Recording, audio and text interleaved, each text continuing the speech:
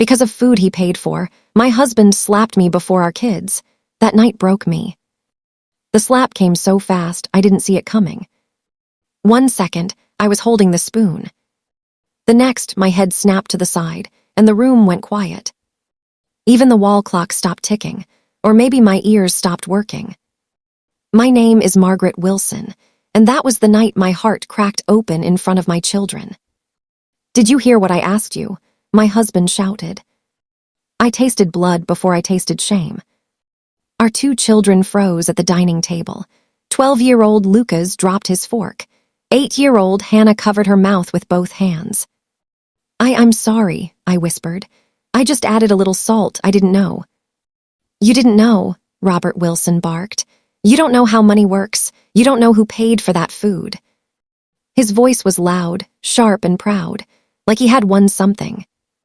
The pot of rice was still steaming. The smell of dinner hung in the air, warm and cruel. I had cooked that meal with tired hands. My back ached. My feet burned. I had stood in the kitchen for 2 hours, thinking of nothing but feeding my family. But to Robert, none of that mattered. "I paid for it," he said, pointing at the pot. "Every grain, and you ruined it." Lucas stood up. "Dad, please." "Sit down," Robert snapped. Lucas sat, his shoulders shook. Hannah's eyes were wide and wet. She looked at me like she was watching a stranger fall apart. I wanted to hug them. I wanted to run, but my legs wouldn't move. I pressed my palm against my cheek. It was already swelling. "I can make another one," I said softly. "I'll start again." Robert laughed. A short, ugly laugh. "Another one with what money?" he asked. "Mine." That word again, mine. He leaned closer to me, his breath hot and bitter. "You think because you cook, you own this house," he said. "You think because you give birth, you have power." I shook my head. "No," I said, "I just thought." Another slap. This time, I hit the counter. Hannah screamed. That sound, her scream, cut deeper than his hand ever could. "Stop it," Lucas yelled. "Stop hurting Mom." Robert turned toward him slowly, too slowly. "You think you're a man now," he said. "You want to talk back." I stepped between them without thinking. "Please," I begged, "please don't." Robert stared at me for a long moment. Then he smiled. It wasn't a happy smile. It was the kind of smile people wear right before they do something terrible. "Clean it up," he said. "And remember next time, don't touch what you didn't pay for." Then he grabbed his jacket and walked out. The door slammed so hard the walls shook. Silence followed. The kind of silence that screams.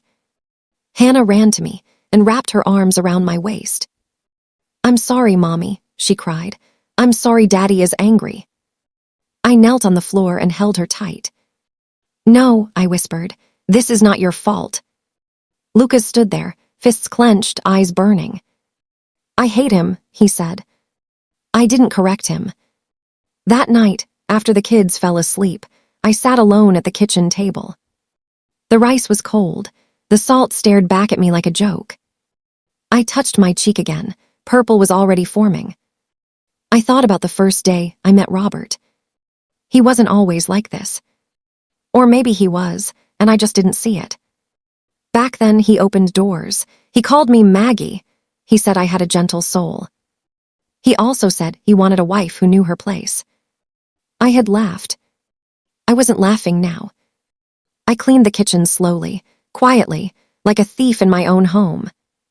Every sound felt dangerous. Around midnight, I heard Robert come back. His footsteps were heavy, angry. I stayed in the bedroom, lights off, pretending to sleep. He didn't speak to me. He didn't touch me. That was worse. The next morning, I woke up early and made breakfast. No salt. Robert sat at the table, scrolling on his phone. "This is bland," he said. "I can add." "Don't," he snapped. Lucas and Hannah ate in silence. Before leaving for work, Robert leaned close to my ear. "Remember last night," he whispered. "I don't forgive mistakes." The door closed. My knees gave out. I sat on the floor and cried without sound. But something else sat with me in that moment. A question. Was this all my life would be? Then something strange happened. Lucas came into the kitchen, holding an envelope. "Mom," he said, "this came yesterday. Dad didn't open it." I wiped my face and took it. It wasn't a bill. It wasn't junk mail. It was from a law office. And my name was on it. My hands started shaking. Because suddenly, the slap from last night felt like the beginning of something much bigger. The envelope felt heavier than it should have. I stared at my name, printed in clean black letters. Margaret Wilson. Not Mrs. Robert Wilson. Not to the household. Just me. "Where did you find this?" I asked Lucas. "On the shoe rack," he said. "Dad kicked it there when he came in." My heart thumped. I slid a finger under the flap and stopped. Fear is a strange thing. It tells you to run, but it also tells you to look. I opened the envelope. Inside was a single letter and a business card. Harrison and Cole Legal Associates. I didn't understand most of the words at first.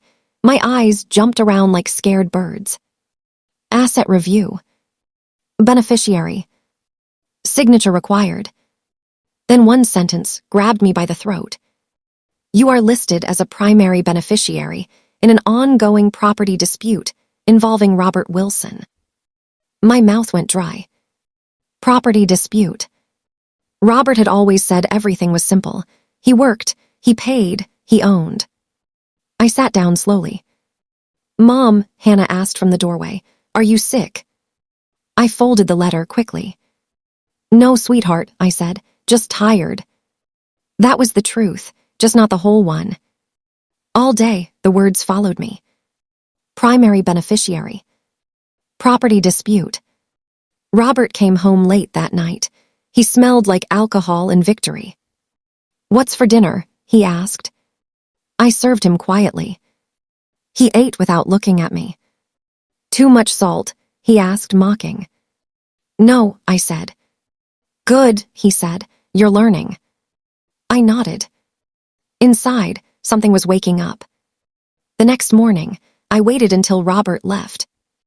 Then I called the number on the card. A woman answered, calm, polite. "Harrison and Cole," she said. "My name is Margaret Wilson," I said. "I received a letter." There was a pause. "Yes," she said.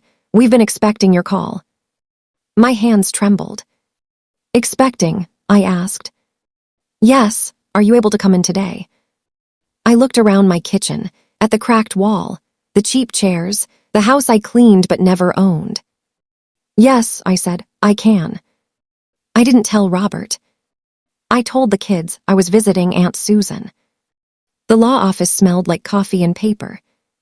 A tall man with gray hair shook my hand. "Mrs. Wilson," he said, "I'm George Harrison." He led me into a room and closed the door. "What's this about?" I asked. He studied me for a moment. "Before I answer," he said, "I need to ask, are you safe at home?" My throat tightened. "Yes," I lied. He nodded slowly. "Your husband has been involved in a long dispute with his older brother," he said, "over inherited property." I blinked. "Robert doesn't have a brother," I said. George raised his eyebrows. "He does," he said, "half-brother from his father's first marriage." My chest tightened. "He never told me," I said. "He didn't want you to know," George replied. He slid a file toward me. "Photos, documents, deeds." "There's a house," he said, "land and a small commercial building." I stared. "All in your father-in-law's name," he continued. "Before he passed, he changed the beneficiary." "To Robert?" I asked. George shook his head. "To you." The room spun. "Me," I whispered. "Yes," he said. "Your husband was present when the papers were signed." My stomach dropped. "He knew?" I asked. "He knows," George said. I laughed softly. It came out wrong. "All this time," I said, He screamed about food he paid for. George leaned forward. "Mrs. Wilson," he said, "your husband is drowning in debt." My heart pounded. "He borrowed against property he doesn't legally own," George continued. "He expected to gain control through intimidation." Intimidation. The word tasted bitter. "Why didn't he tell me?" I asked. George looked me straight in the eye. "Because once you sign," he said, "everything changes." I left the office dizzy. On the bus ride home, I stared at my reflection in the window. I looked smaller than I felt. When I got home, Robert was already there. "You went shopping?" he asked, eyeing my empty hands. "I went to see someone," I said. "Who?" he snapped. I met his eyes. "A lawyer." The color drained from his face. "You went where?" he asked. "For a walk," I said calmly. His hand twitched. "Don't lie to me," he said. I smiled. It shocked both of us. "I'm done lying," I said. He stepped closer. "Did you sign anything?" he asked. "No," I said. His shoulders relaxed a little. "Good," he said. "You don't understand these things." "Explain them to me," I said. His jaw tightened. "There's nothing to explain," he said. "You'll do what I tell you." I thought of the slap, of Hannah's scream, of Lucas standing up to him. "I won't," I said. The room went quiet. Robert laughed. "You think you have a choice?" he asked. I looked at him. "I think," I said slowly, "you're afraid." His smile vanished. That night, I slept with my door locked. The next morning, I found the letter torn up in the trash. Robert stood in the doorway.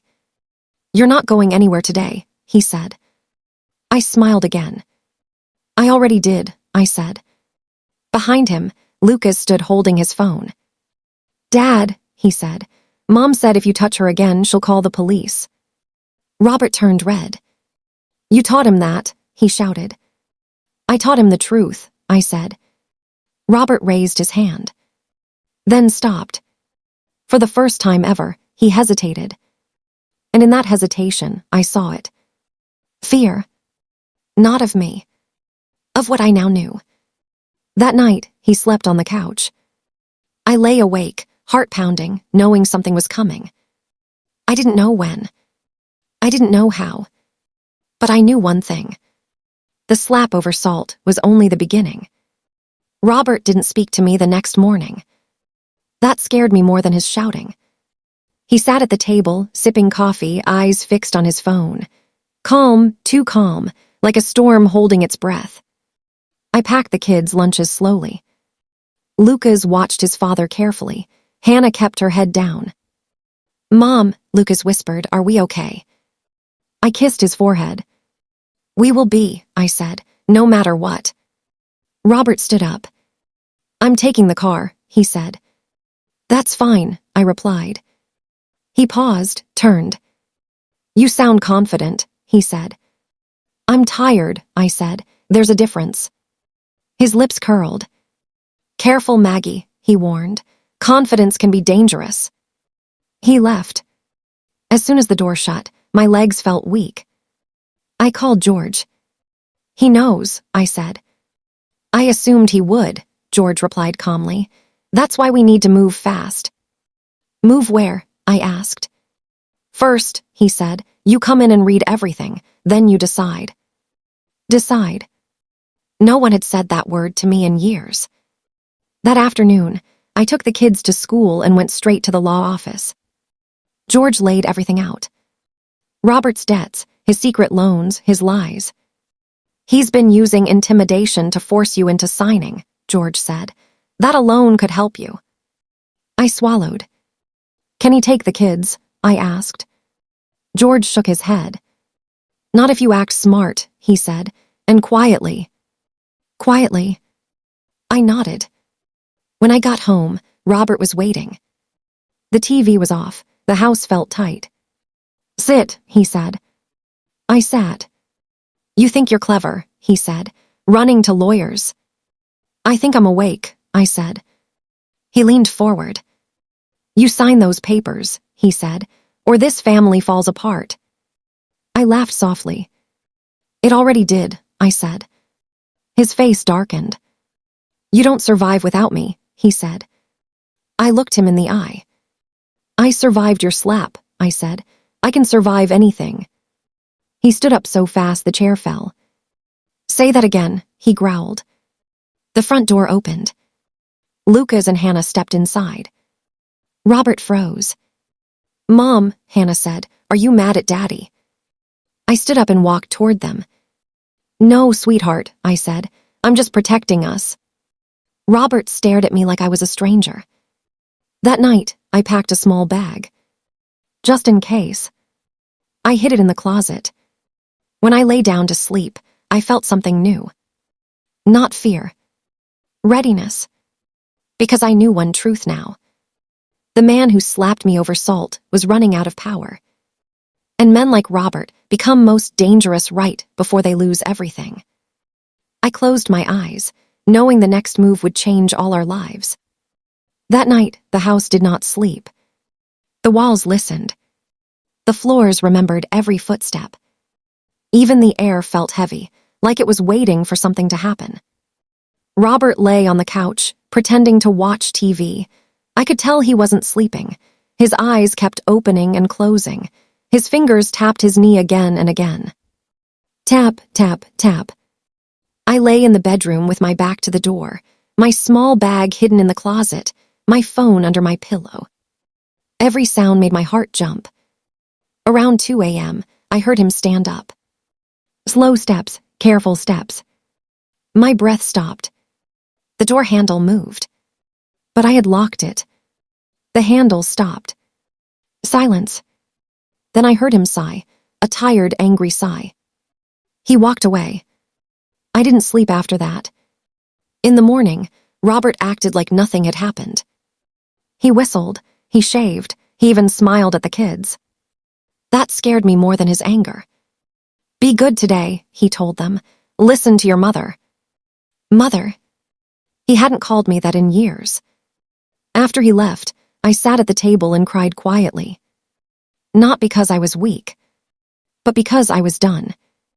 I took the kids to school and drove straight to George's office. "I'm ready," I said. He nodded like he had been waiting for those words. We went through the papers slowly, carefully. Every signature felt like lifting a stone off my chest. When I finished, my hand was shaking, but my heart was steady. "You did the right thing," George said. I smiled. For the first time in a long time, it felt real. When I got home, Robert was already there. He stood in the living room, holding a letter. His face was pale. "Did you sign?" he asked. "Yes," I said. His mouth opened, closed. "You had no right," he said. "I had every right," I replied. "You just forgot." He laughed, but it cracked in the middle. "You think this is over?" he asked. I looked at him. "No," I said softly. "I think this is the beginning." He stepped back. That was when I knew. The man who slapped me over food he paid for was no longer standing on solid ground. And for the first time, I wasn't afraid of what would happen next. I was ready for it. Thanks for watching. Kindly drop your comment about this story. And please subscribe to this channel and on your notification for more interesting stories.